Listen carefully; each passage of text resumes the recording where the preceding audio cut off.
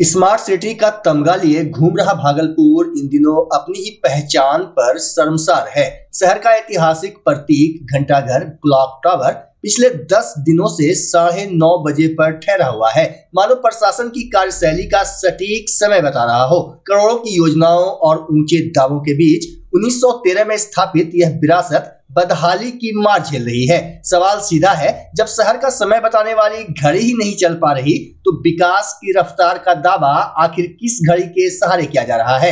हकीकत शहर के ऐतिहासिक घंटाघर पर साफ दिख रही है। 1913 में स्थापित यह विरासत पिछले 10 दिनों से 9:30 बजे पर ही अटकी हुई है। अगर किसी ने घड़ी देखकर समय का भरोसा कर लिया तो ऑफिस की हाजिरी कट सकती है या ट्रेन छूट सकती है। यह कोई पहली बार नहीं है। 1992 में भी घड़ियां बंद पड़ी थी और उसके बाद कई बार मरम्मत के दावे हुए, लेकिन नतीजा वही ढाक के 3 पात। करोड़ों की योजनाओं और स्मार्ट सिटी के दावों के बीच शहर की पहचान बना क्लॉक टावर खुद अपनी बदहाली पर आंसू बहा रहा है। स्थानीय लोग तंज कसते हैं कि जब समय बताने वाली घड़ी ही थम जाए तो विकास की रफ्तार का अंदाजा लगाना मुश्किल नहीं। सवाल सीधा है, आखिर नगर निगम प्रशासन और जनप्रतिनिधियों की नींद कब खुलेगी?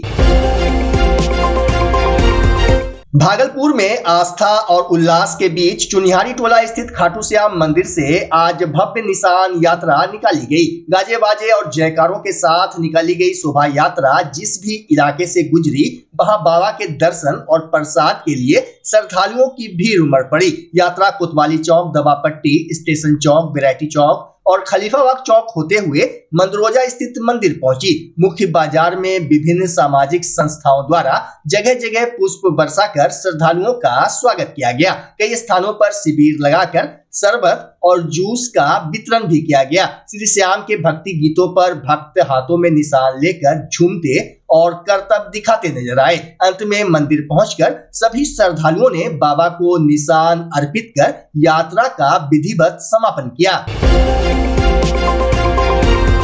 भागलपुर में अवैध क्लिनिकों के खिलाफ स्वास्थ्य विभाग ने बड़ी कार्रवाई की है। सदर अस्पताल के प्रभारी डॉक्टर राजू और अस्पताल प्रबंधक आशुतोष कुमार की टीम ने भीकनपुर इलाके में लंबे समय से संचालित एक अवैध क्लिनिक पर छापेमारी की। जांच के दौरान एक्सपायर दवाइयां बरामद हुई, जिससे अधिकारियों के भी होश उड़ गए। आशंका है कि यही दवाएं मरीजों को दी जा रही थी। छापेमारी में मां दुर्गा पॉली क्लिनिक के नाम से लिखी पर्चियां और मरीजों का रजिस्टर जब्त किया गया। पर्चियों पर कई डॉक्टरों के नाम अंकित मिले। टीम ने क्लिनिक को तत्काल सील कर दिया। डॉक्टर राजू कुमार ने स्पष्ट किया कि जिले में अवैध क्लिनिकों के खिलाफ अभियान आगे भी जारी रहेगा।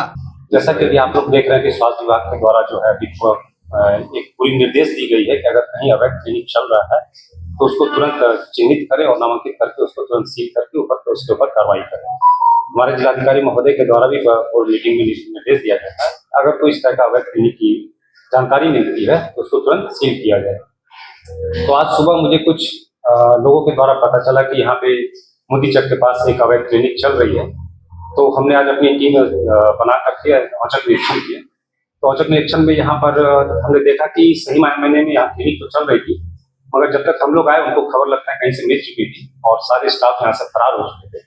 तो अभी हम लोग यहाँ पे जांच कर रहे हैं, देख रहे हैं कि किनकी क्लिनिक है, क्योंकि ना ही यहाँ पे कोई बोर्ड है और ना ही किसी तरह की कोई स्टाफ की व्यवस्था है यहाँ पर।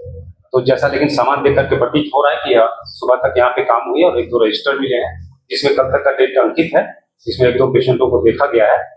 तो आगे हम लोग अभी तो फिलहाल इसको हम लोग सील कर रहे हैं, फिर आगे की जांच की कार्रवाई के बाद एक्सपायरी दवाई भी मिला है। हाँ, यहाँ पे जांच के दरमियान हमने देखा कि कुछ एक्सपायरी दवाई भी मिली हुई थी और किसी भी तरह का कोई प्रोटोकॉल का मतलब फॉलो नहीं हो रहा था। तो देखते हैं आगे, फिर हम लोग इसको जांच में लेंगे और जांच के पूरी कार्रवाई करते हुए फिर आगे की कार्रवाई।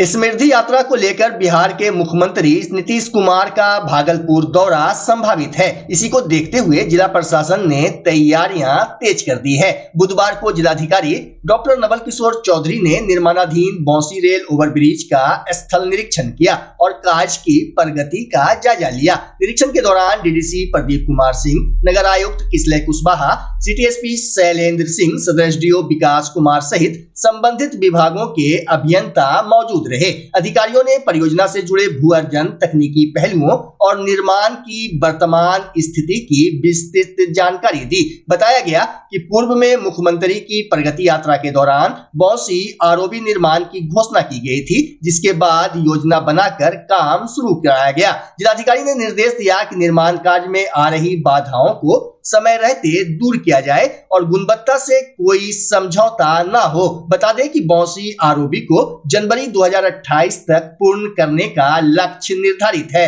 अब देख रहे हैं कि सभी विभागों के सभी अधिकारीगण लगे हुए हैं और यहाँ के जनता में भी काफी उत्साह है।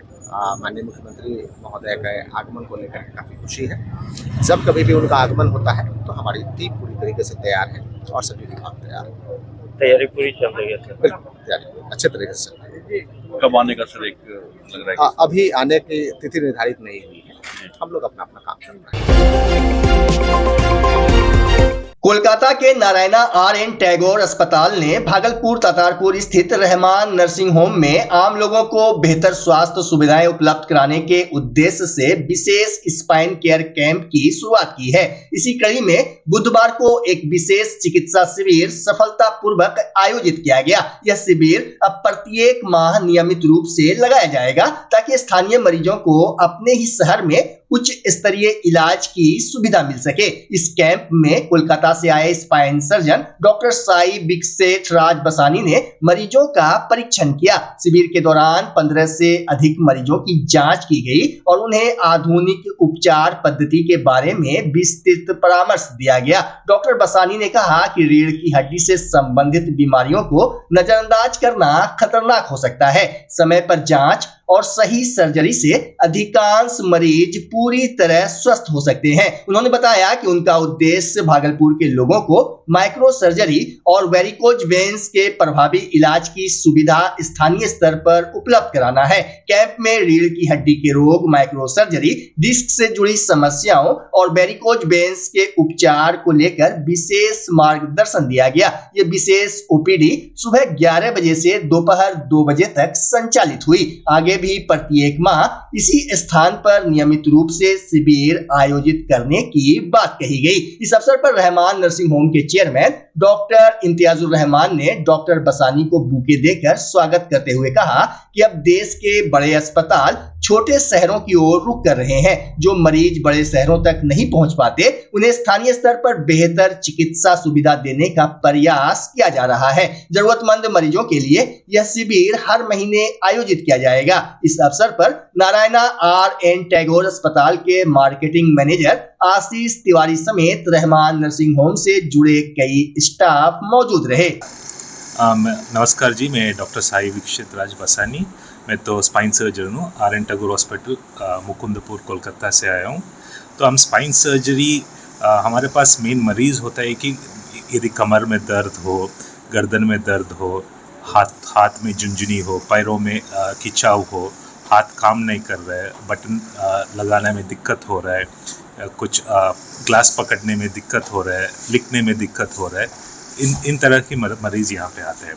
साथ में हम स्पाइन सर्जरी, साथ में ऑर्थोपेडिक्स बोले तो हमें घुटने में दर्द, हाथों में दर्द, ये सब चीज़ें, इन तरह के मरीज़ हमारे पास आते रहते हैं। किस एज के सर मरीज में ये ज़्यादा है?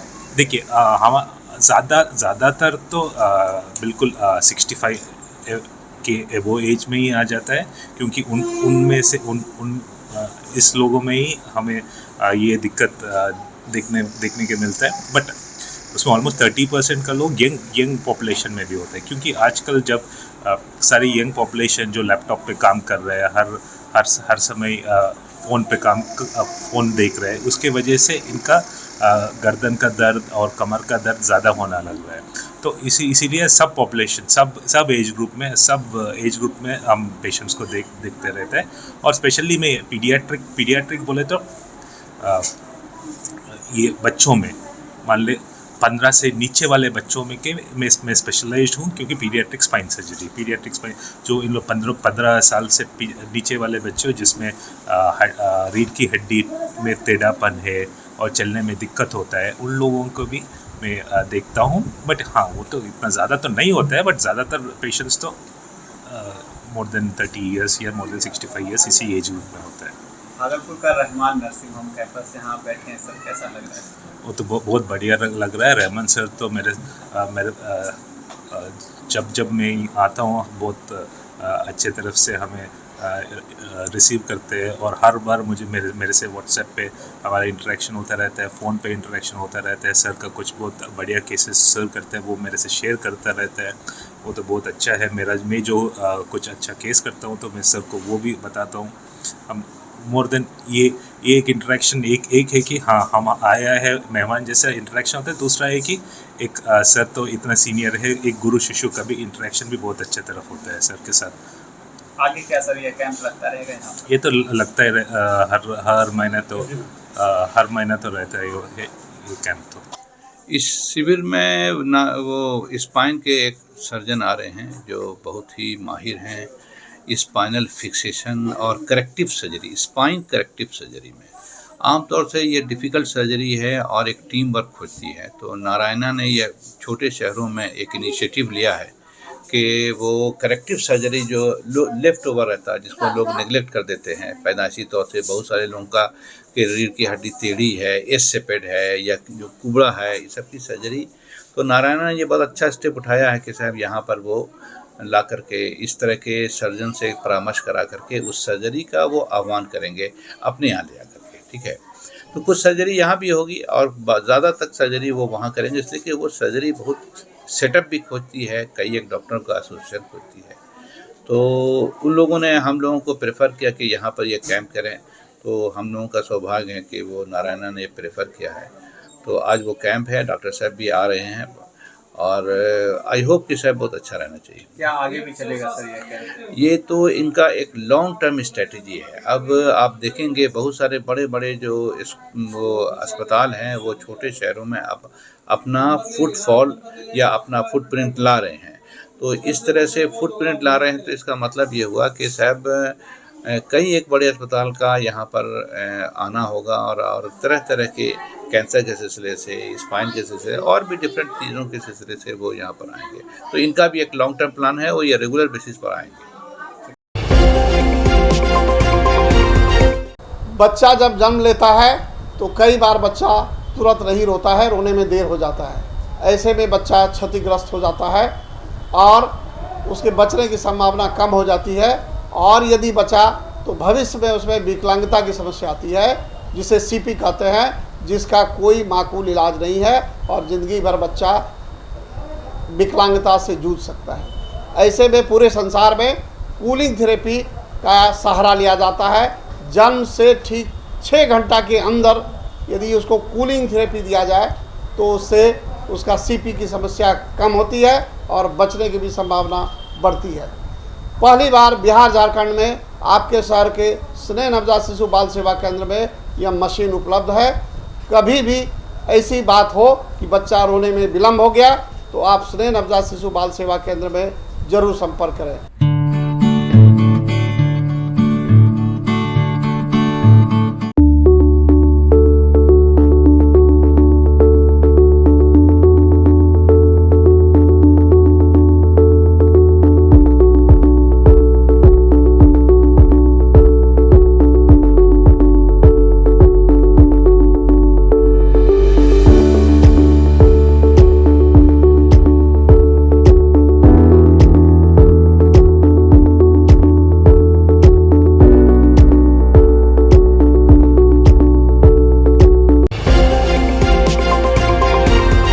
भागलपुर के नाथनगर स्थित इंटर स्तरीय बालिका उच्च विद्यालय परिसर में साइबर अपराध को लेकर जागरूकता कार्यक्रम आयोजित हुआ। इसमें बिहार होमगार्ड के प्रशिक्षु सिपाहियों और ग्रामीणों को डिजिटल सुरक्षा की अहम जानकारी दी गई। कार्यक्रम को संबोधित करते हुए एएसपी ने कहा कि मोबाइल, सोशल मीडिया और ऑनलाइन बैंकिंग के बढ़ते इस्तेमाल के साथ साइबर ठगी के मामले तेजी से बढ़ रहे हैं। उन्होंने बताया कि ठग अक्सर खुद को बैंक या सरकारी अधिकारी बताकर लोगों को डर या लालच में फंसाते हैं। ऐसे मामलों में घबराने के बजाय तुरंत थाना या साइबर सेल से संपर्क करना चाहिए। साथ ही उन्होंने प्रशिक्षुओं से ग्रामीण क्षेत्रों में जागरूकता फैलाने की अपील की। अंत में ग्रामीणों ने अपने अनुभव साझा किए। वहीं पुलिस ने अभियान जारी रखने का भरोसा दिलाया।